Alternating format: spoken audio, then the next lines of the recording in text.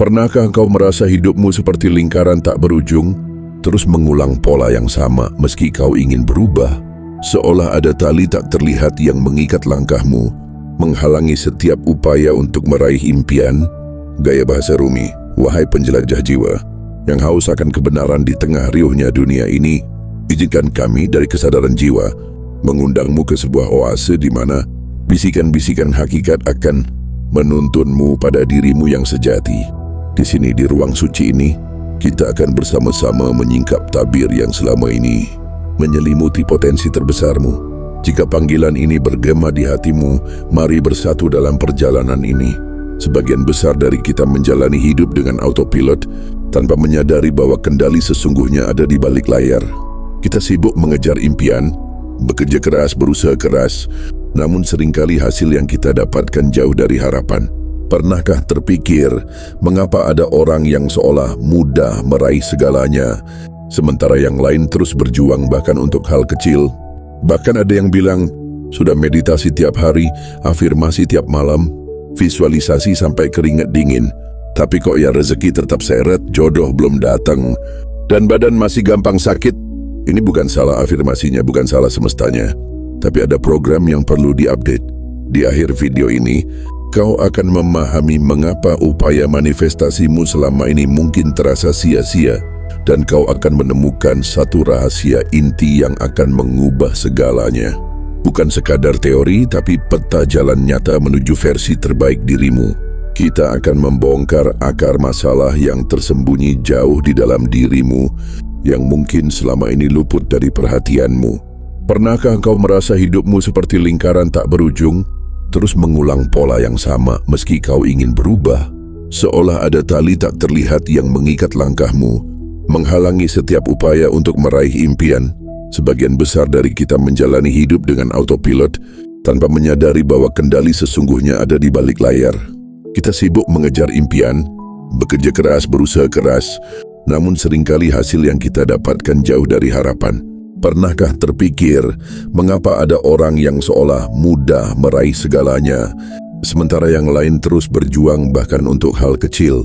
Bahkan ada yang bilang, sudah meditasi tiap hari, afirmasi tiap malam, visualisasi sampai keringat dingin, tapi kok ya rezeki tetap seret, jodoh belum datang, dan badan masih gampang sakit.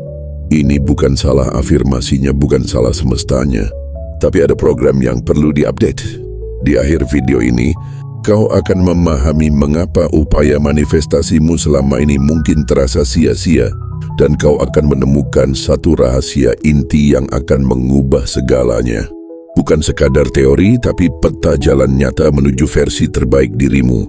Kita akan membongkar akar masalah yang tersembunyi jauh di dalam dirimu, yang mungkin selama ini luput dari perhatianmu. Mari kita selami lebih dalam. Kisah ini berawal dari sebuah fakta yang mungkin mengejutkanmu. Trauma bukan hanya luka fisik, tapi jejak emosional yang tertanam dalam diri kita sejak usia 0 hingga 7 atau 9 tahun. Bayangkan otakmu saat itu seperti spons, menyerap segala informasi tanpa filter. Setiap perkataan, setiap tindakan orang tua, setiap peristiwa yang terjadi di sekitarmu, semuanya terekam. Anggaplah otak kita di usia dini seperti komputer baru tanpa sistem operasi. Lingkungan kita, terutama orang tua, adalah programmernya. Mereka tanpa sadar menginstal program di pikiran bawah sadar kita. Program ini, baik positif maupun negatif, kemudian dan menjadi panduan utama kita dalam berpikir, merasa, dan bertindak saat dewasa. Ini adalah program bawah sadar yang mengendalikan 95% hidup kita, sementara pikiran sadar kita hanya mengendalikan 5%. Pernahkah kau melihat anak kecil yang enggan meminjamkan mainannya, namun dipaksa orang tua untuk mengalah? Atau kau sendiri mengalaminya?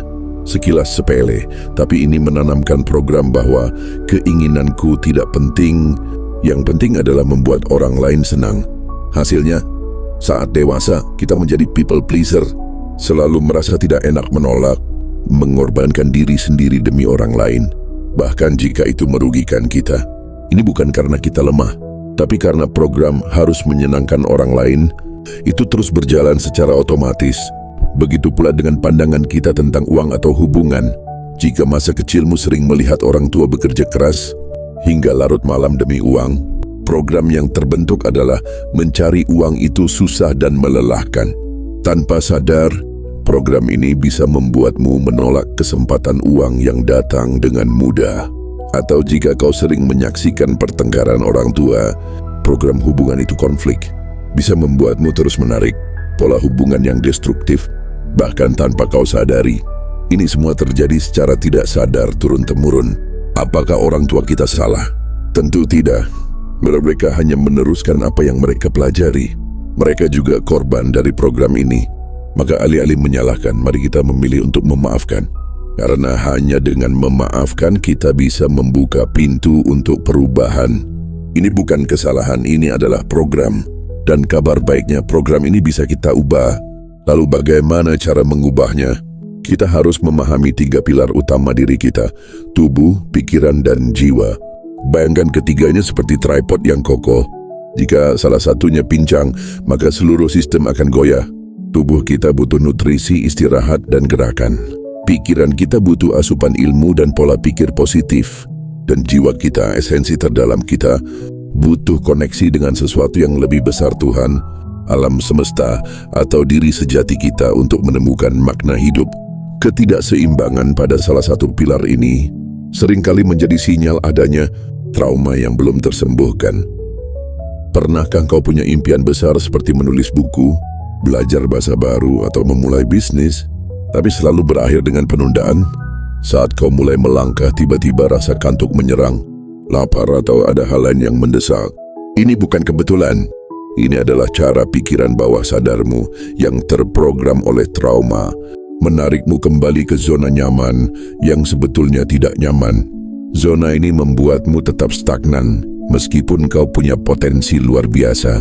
Untuk menembus ini, kita harus menyelami 3 lapisan diri: jasmani, pikiran sadar, dan pikiran bawah sadar.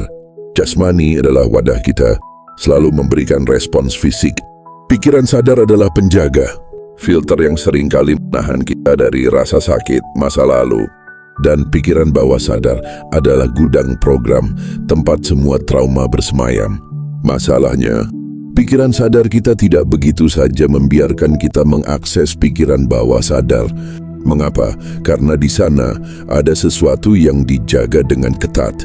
Inner child. Dia adalah dirimu yang berusia 0 hingga 7 tahun. Bagian dari dirimu yang pernah terluka, dikhianati, atau merasa tidak dicintai. Dia takut disakiti lagi. Maka pikiran sadar kita membangun tembok perlindungan. Inilah mengapa perubahan terasa begitu sulit. Mengapa kita sering merasa terjebak meskipun sudah berusaha keras. Namun tembok itu bisa ditembus. Bukan dengan paksaan, tapi dengan kelembutan dan pemahaman. Di kesadaran jiwa, kami mengundangmu untuk sebuah perjalanan batin. Sebuah sesi sederhana namun mendalam. Pejamkan mata, tarik napas perlahan, dan letakkan tangan di hatimu.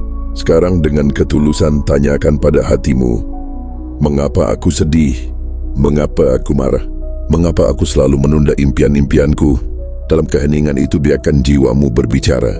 Mungkin kau akan melihat sosok anak kecil, dirimu di masa lalu dengan ekspresi sedih, marah, atau ketakutan. Dia mungkin ingin dipeluk, didengar, atau divalidasi.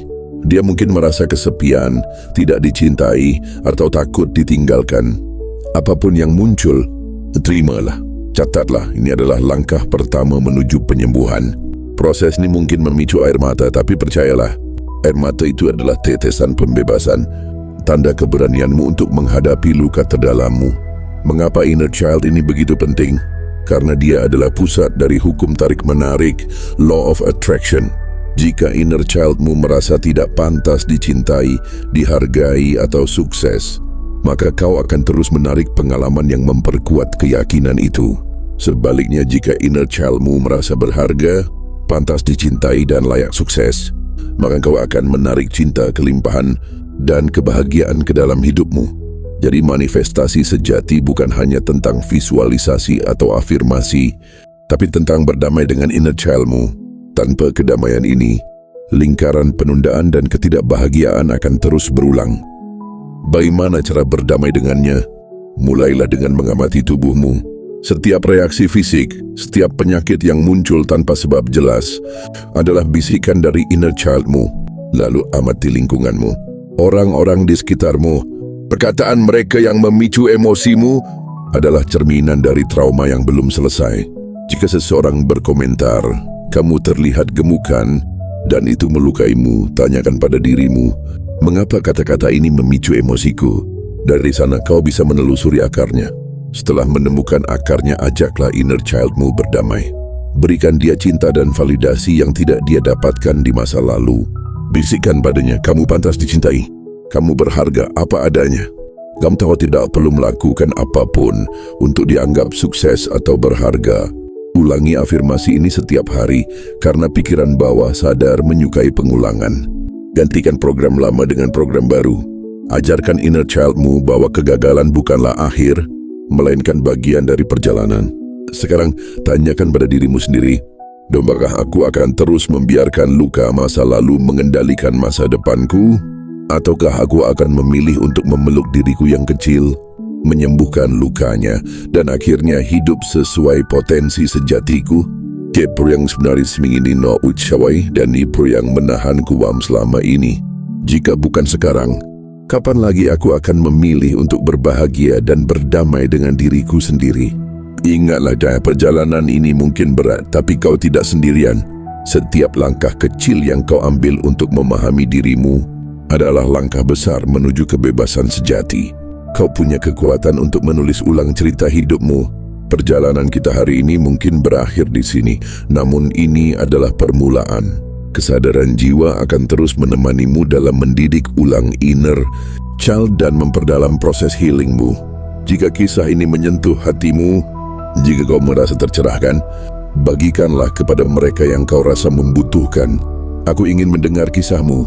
Tulis di kolom komentar di bawah apa yang kau rasakan saat mendengarkan ini, baik yang kau melihat dari inner childmu, dan apakah kau merasakan kebutuhan untuk healing. Mari kita selami lebih dalam.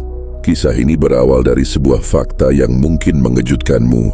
Trauma bukan hanya luka fisik, tapi jejak emosional yang tertanam dalam diri kita sejak usia 0 hingga 7 atau 9 tahun.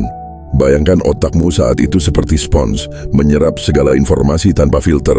Setiap perkataan, setiap tindakan orang tua, setiap peristiwa yang terjadi di sekitarmu, semuanya terekam. Anggaplah otak kita di usia dini seperti komputer baru tanpa sistem operasi. Lingkungan kita, terutama orang tua, adalah programmernya. Mereka tanpa sadar menginstal program di pikiran bawah sadar kita. Program ini, baik positif maupun negatif, kemudian dan menjadi panduan utama kita dalam berpikir, merasa, dan bertindak saat dewasa. Ini adalah program bawah sadar yang mengendalikan 95% hidup kita, sementara pikiran sadar kita hanya mengendalikan 5%. Contoh nyata, people pleaser. Pernahkah kau melihat anak kecil yang enggan meminjamkan mainannya, namun dipaksa orang tua untuk mengalah, atau kau sendiri mengalaminya? Sekilas sepele, tapi ini menanamkan program bahwa keinginanku tidak penting.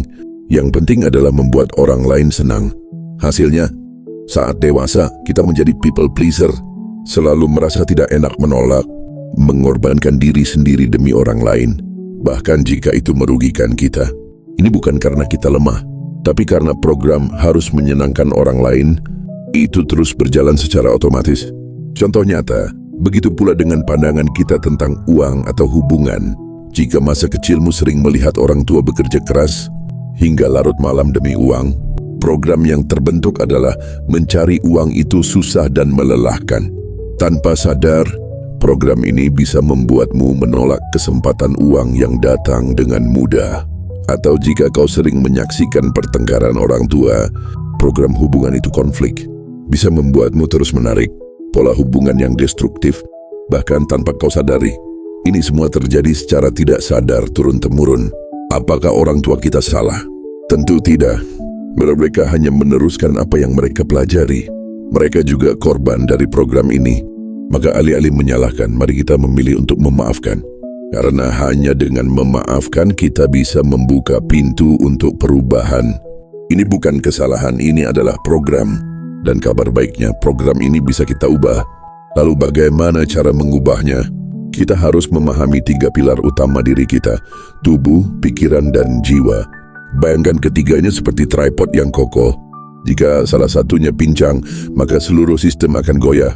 Tubuh kita butuh nutrisi, istirahat, dan gerakan. Pikiran kita butuh asupan ilmu dan pola pikir positif.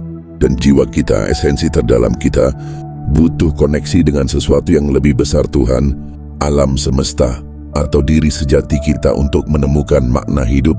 Ketidakseimbangan pada salah satu pilar ini seringkali menjadi sinyal adanya trauma yang belum tersembuhkan. Pernahkah kau punya impian besar seperti menulis buku, belajar bahasa baru, atau memulai bisnis, tapi selalu berakhir dengan penundaan? Saat kau mulai melangkah, tiba-tiba rasa kantuk menyerang, lapar, atau ada hal lain yang mendesak. Ini bukan kebetulan. Ini adalah cara pikiran bawah sadarmu yang terprogram oleh trauma, menarikmu kembali ke zona nyaman yang sebetulnya tidak nyaman. Zona ini membuatmu tetap stagnan meskipun kau punya potensi luar biasa. Untuk menembus ini, kita harus menyelami 3 lapisan diri: jasmani, pikiran sadar, dan pikiran bawah sadar. Jasmani adalah wadah kita, selalu memberikan respons fisik. Pikiran sadar adalah penjaga, filter yang seringkali menahan kita dari rasa sakit masa lalu. Dan pikiran bawah sadar adalah gudang program, tempat semua trauma bersemayam. Masalahnya, pikiran sadar kita tidak begitu saja membiarkan kita mengakses pikiran bawah sadar. Mengapa?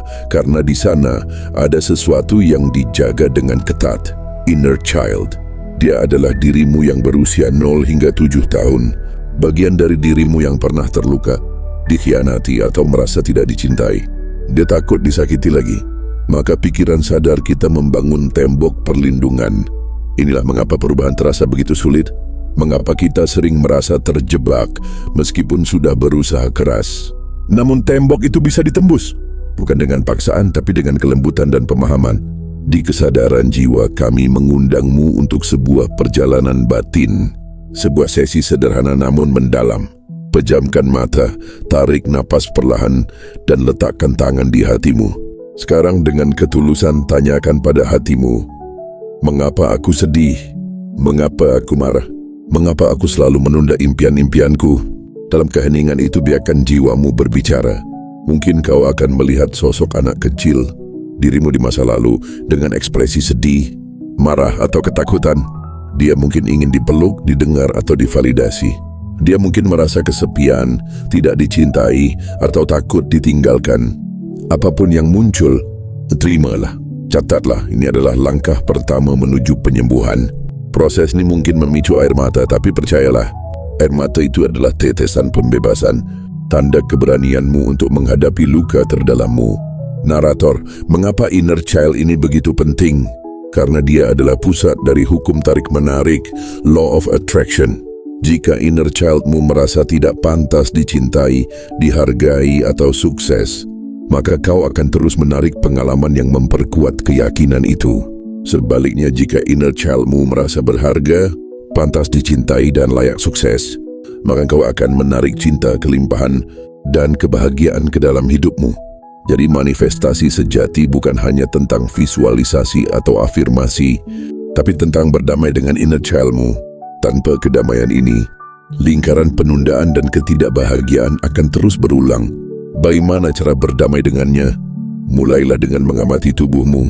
Setiap reaksi fisik, setiap penyakit yang muncul tanpa sebab jelas adalah bisikan dari inner childmu. Lalu amati lingkunganmu, orang-orang di sekitarmu. Perkataan mereka yang memicu emosimu adalah cerminan dari trauma yang belum selesai.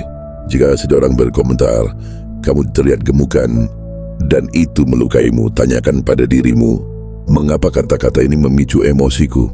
Dari sana kau bisa menelusuri akarnya. Setelah menemukan akarnya, ajaklah inner childmu berdamai. Berikan dia cinta dan validasi yang tidak dia dapatkan di masa lalu. Bisikkan padanya, kamu pantas dicintai. Kamu berharga apa adanya. Kamu tidak perlu melakukan apapun untuk dianggap sukses atau berharga. Ulangi afirmasi ini setiap hari, karena pikiran bawah sadar menyukai pengulangan. Gantikan program lama dengan program baru. Ajarkan inner childmu bahwa kegagalan bukanlah akhir, melainkan bagian dari perjalanan. Sekarang tanyakan pada dirimu sendiri, Apakah aku akan terus membiarkan luka masa lalu mengendalikan masa depanku? Ataukah aku akan memilih untuk memeluk diriku yang kecil, menyembuhkan lukanya, dan akhirnya hidup sesuai potensi sejatiku? Apa yang sebenarnya ingin aku capai, dan apa yang menahanku selama ini? Jika bukan sekarang, kapan lagi aku akan memilih untuk berbahagia dan berdamai dengan diriku sendiri? Ingatlah, perjalanan ini mungkin berat, tapi kau tidak sendirian. Setiap langkah kecil yang kau ambil untuk memahami dirimu adalah langkah besar menuju kebebasan sejati. Kau punya kekuatan untuk menulis ulang cerita hidupmu. Perjalanan kita hari ini mungkin berakhir di sini, namun ini adalah permulaan. Kesadaran jiwa akan terus menemanimu dalam mendidik ulang inner child dan memperdalam proses healingmu. Jika kisah ini menyentuh hatimu, jika kau merasa tercerahkan, bagikanlah kepada mereka yang kau rasa membutuhkan. Aku ingin mendengar kisahmu. Tulis di kolom komentar di bawah apa yang kau rasakan saat mendengarkan ini. Apa yang kau melihat dari inner childmu? Dan apakah kau merasakan kebutuhan untuk healing? Mari kita ciptakan komunitas yang saling mendukung dalam perjalanan kesadaran ini. Jangan lupa untuk suka video ini, berlangganan channel Kesadaran Jiwa, dan aktifkan lonceng notifikasi agar kau tidak ketinggalan video selanjutnya yang akan menuntunmu lebih dalam lagi. Sampai jumpa di cerita berikutnya, wahai jiwa-jiwa yang berani.